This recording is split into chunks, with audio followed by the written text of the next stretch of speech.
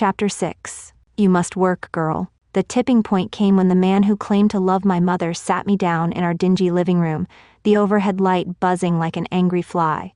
My mother hovered in the doorway, eyes darting between us. He spoke in a low, measured tone, almost fatherly, which unnerved me more than his usual temper. Ina, he said, dragging out my name.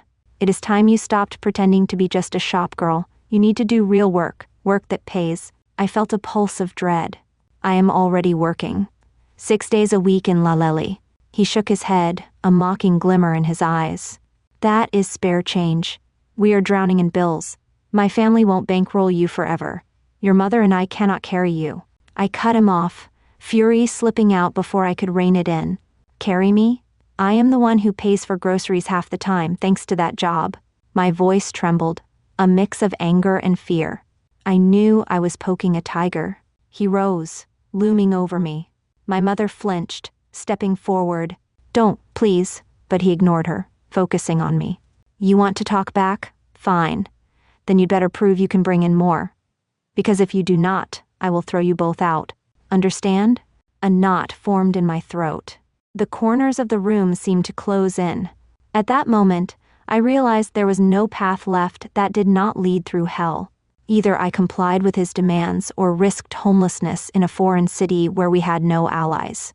I forced my tongue to stay silent, blinking back tears. He took my silence as agreement, turning away with a grunt. My mother sagged in relief, tears shining in her eyes. We both knew what he was pushing me toward. It was not just selling coats. Shortly after this confrontation, Bekir announced he had a new opportunity for me. It involved working at a special store in another neighborhood, a store that catered to wealthy tourists or businessmen seeking discreet arrangements. Zara called it the store without windows, though I initially thought she was speaking metaphorically. It's literally windowless, Zara told me, her lips pressed in a grim line. No mannequins, no displays, just a back door with a tinted glass panel. They sell some high-end leather goods, jackets, belts, even some furs, but that is not the real product. I felt ice drip into my stomach. What is the real product? She gave me a hollow look. Girls like us. I nearly recoiled. Bekir wants to send me there? She sighed, crossing her arms. He does. He told me that your father figure wants you to make serious money. And that's where serious money changes hands. Fear and revulsion tangled in my gut. But if I refused, the man at home would retaliate, possibly beating my mother again. What about you? I asked. Are you coming? She shook her head, anguish flickering in her eyes. No. Bekir said I am too old for that place. She was only 23, but apparently that was old. I would go if it meant protecting you, but I do not have a choice either. It felt like every door around me slammed shut. Each day I fell further under someone's control. My mother's boyfriend at home, Bekir in Laleli, and now some other shadowy operation waiting to devour me in this so-called store without windows. The day I first went there, Bekir insisted on driving me. We wove through winding streets until we reached a nondescript building near Aksaray, an area known for its neon-lit nightlife and cheap hotels. The store's entrance was indeed an unmarked metal door with a narrow window pane tinted so dark you could not see inside. I stepped onto the sidewalk, hugging myself. Evening had settled over the city, the sky bruised purple. Bekir knocked on the door, and a short, stocky man answered, face twisted in perpetual annoyance. He beckoned us in with a curt nod. The interior was dimly lit. Racks of leather jackets lined the walls, the odor of polished hide mingling with cigarette smoke. No windows, no sense of day or night. A disconcerting hush filled the space, as though secrets thrived in the dark corners. Bekir put on a show of introducing me to the stocky man. Call him Mustafa. She speaks Russian, sells well, can handle picky clients, Bekir said smoothly. Mustafa assessed me like a butcher evaluating a cut of meat. I tried not to recoil under his stare. Finally, Mustafa grunted. Good. We have a clientele who appreciates new faces. He gestured at the back of the store. You will start tonight. Show the merchandise to customers who ask, but if they hint at wanting more, you let me know. My veins felt flooded with ice. More was the code for shady deals. I knew it. Bekir patted my arm, told me to behave. Then he left. Just like that. Standing alone under Mustafa's watchful glare, I felt the finality of my predicament. This was no ordinary job. It was the gateway to sex work or exploitation, masked as selling leather. And the man at home had forced me here as my only salvation. A wave of nausea rolled through me. That first night, I hovered behind the counter. A couple of customers drifted in, one an older man examining jackets, the other a woman who looked like she might actually want to buy something. Mustafa took the lead with them, only occasionally turning to me for Russian translation. I did my part, demonstrating how the jackets fit, spouting learned lines about quality. At times, it almost felt normal if I ignored the creeping sense of doom. Then near closing, a Turkish man with slicked back hair came in. He swaggered toward me, ignoring the jackets entirely. "You're new," he noted in Turkish, eyes gliding over my figure. "I hear you speak Russian?" I nodded, cautious. "Yes, a bit of Turkish too." He smirked, flicking a glance at Mustafa. "I have business to discuss. Private business." Mustafa flicked his wrist at me, indicating I should guide the man to a side area. My pulse raced. Was this the moment it all unraveled? I led him to a small alcove partitioned off by a curtain. The room had a table, 2 chairs, and a battered coat rack. It smelled of stale cigarettes and a whiff of disinfectant. My mind screamed for me to run, but fear glued me in place. He sat, crossing his legs. "I have some foreign clients who come to Istanbul, want more than just jackets. They appreciate pretty Russian-speaking girls." His gaze roamed my face. "You available?" Heat flooded my cheeks. My stomach churned with revulsion. But I was afraid that if I said no, I would face consequences from Mustafa or the man at home. So I said nothing, just stared at the floor. He chuckled. "Silent type, That can be arranged." He slid a business card across the table. "Tell your boss or Bekir if you want an introduction. We pay well." I swallowed, nodding numbly. He left the card in front of me, then he stood, gave me one last lingering stare, and walked out. I felt dizzy, like I had stared into an abyss. A few days later, while working in that windowless store, I encountered an actual buyer, a Russian man looking for a luxury leather coat. I breathed easier, thinking maybe not everyone who walked in wanted to own my body.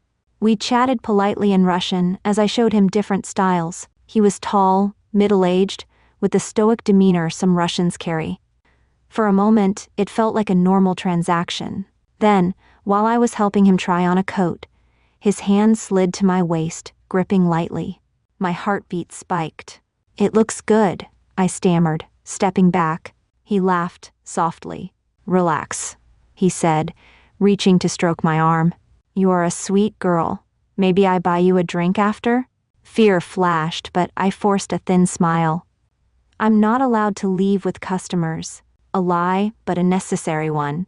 He shrugged, letting go. Then he winked, pulling out a wad of bills and paying for the coat without further haggling. As he headed to the door, he tossed a sly grin. "If you change your mind, Devushka, I am at the hotel down the street. Ask for Roman." His footsteps echoed out, and I stood there, trembling. Mustafa approached, eyeing me with annoyance. "You should have said yes." He was ready to spend more. I swallowed a retort. My entire body felt contaminated from that brief touch, a reminder that men here saw me as part of the inventory. A coat to be draped around them for comfort, or simply possessed. Working in that store was bizarre. Customers came for high-end leather, yet half the time they lingered, waiting to see if there was an extra service. Some wanted a phone number, an invite to a clandestine party, or just the thrill of cornering a girl in the fitting area. Mustafa kept track of which men spent big on the jackets and which were purely hunting for girls. He would direct them accordingly. Once or twice I spotted other girls being ushered through a back door after hours, wearing vacant expressions. They never made eye contact with me. In a twisted way, the store had no windows because it did not want onlookers. It thrived in half-light secrecy. If the world saw how many men left with more than a new leather jacket, the facade would crumble. But illusions were crucial here. just like the illusions I clung to about eventually escaping. Every day, Mustafa barked some variation of the same phrase.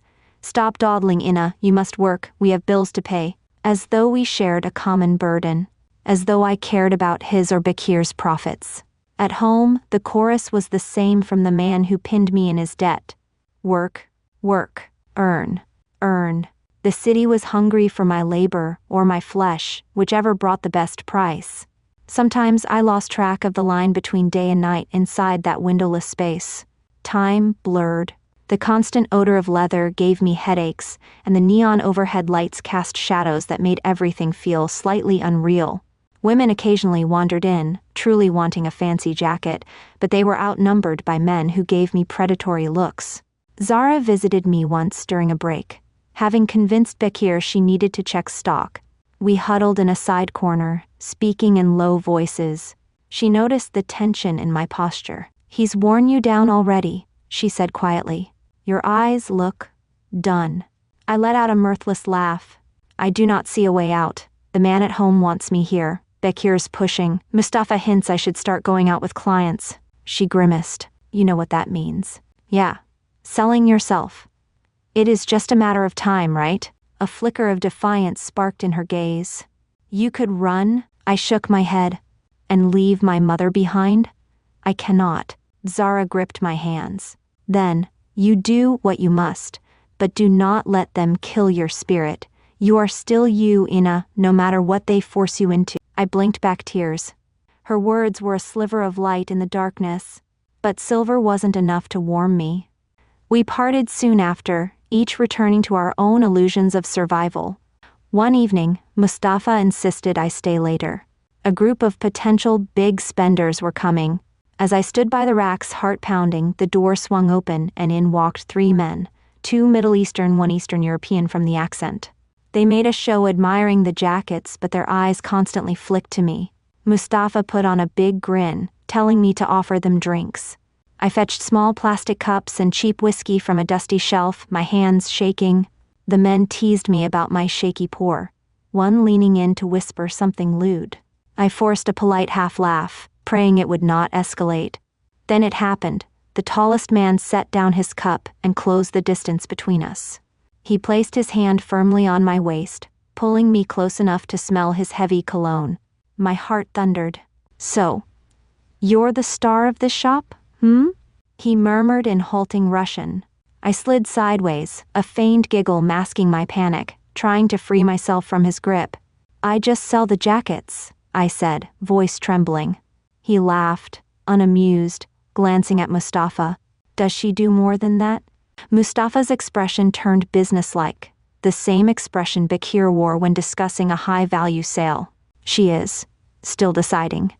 But, if you pay the right price, everything is possible. My soul shriveled at those words. I realized in that second, the illusions were stripped away. They were not just hinting anymore, they were openly bargaining me. I stood there, caught between fury and terror, aware that if the man tried to drag me out right now, I had no real defense. Mustafa was complicit. Bakir was absent. The city, as always, turned a blind eye. Before the man could pull me deeper into his circle, I wrenched free. My voice trembled with defiance. I'm not for sale. That was the boldest statement I had uttered in weeks. The man scowled, glancing at Mustafa in confusion. Mustafa quickly backpedaled. She is a bit shy. Give her time. I clutched the edge of the counter, my nails digging into the wood, breathing fast. The men exchanged glances, then shrugged. Your loss, one said. They knocked back the rest of their whiskey, conversing among themselves. Soon after, they left without buying anything. I felt an odd mix of triumph and dread. Triumph that I had stood up for myself, dread about the backlash I would face. Mustafa's fury smoldered as soon as the door clicked shut. He strode over, voice low. Listen, girl, I do not care about your pride. Men like them pay well. If you keep scaring them off, I will tell Bakir you are useless. I stared at him, chest heaving. I never agreed to be a prostitute. He snorted. Then you'd better find a new city, because that is what you are in this place. You just have not admitted it yet. He let me go home that night with a warning that my attitude would not be tolerated. I slumped onto the last bus, ignoring the curious stares at my trembling state. At the apartment, I found my mother asleep, battered from another one of his tirades. I cradled her head in my lap, silent tears slipping down my cheeks. We were both battered, her physically, me spiritually. The question was, which one of us would break first? Over the next days, I kept returning to that store without windows, longing for actual customers who just wanted to buy a jacket or a belt. Those were fewer and fewer, the special clients multiplied, drifting in with half-lidded eyes, scanning me with predatory interest. Each time I fumbled some excuse or deflection, at least delaying the moment I would be coerced into sleeping with them. But I sensed the walls closing in. The image of men's hands on my waist haunted me. Some were casual touches, others more forceful. It was a routine violation of personal space, a reminder that my body was not fully my own in this environment. I would freeze up, force a polite smile, then slip away if I could. But the city wore me down, inch by inch. My defiance flickered like a candle in a drafty corridor. At home, the man pressured me daily, demanding progress. "When are you going to bring real money?" he would hiss, gripping my mother's arm as if to threaten me with her pain. "You keep playing innocent, we all lose." In that twisted scenario, the only way to protect her from his rage was to do what he wanted, sell myself. I felt the last bits of my innocence teeter on a cliff, with the tide of necessity eroding the ground beneath my feet. One afternoon, Zara called me in tears, explaining that Bekir had told her to step aside. Someone else was taking her spot in the main store. She was effectively demoted for not meeting special quotas. Her voice shook. "We are all disposable, Ina. Next, it will be you. They will replace you with a more compliant girl if you keep fighting. Then you will have no job, and your mother will have no protection." That was the painful reality, compliance or oblivion. The so-called work was a spider web, each strand leading to the same center where the spider waited, hungry. I was the fly, buzzing hopelessly. Strangely, around this time, a rumor floated through the district about a welfare organization offering shelters to trafficked girls.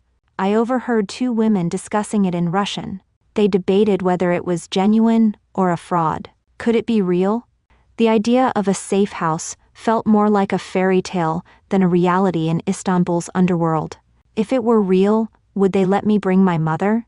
Could we vanish from this life? Hope flared, only to be doused by the knowledge that leaving him meant risking retribution. The entire network might come after us. Was I strong enough to gamble that? My mother might not survive another beating, let alone the wrath if we tried to escape. Night after night, Mustafa and the men who visited hammered the same message: "You must work, girl." Work meant more than folding coats. It meant surrendering my dignity to strangers who valued me less than the jackets they draped over their arms. The store without windows might as well have a sign reading, "No soul needed here." I existed in a daze, going through the motions, counting down the hours until I could leave, dreading the next shift. A single thought looped in my mind: how long can I stall before the city devours me completely?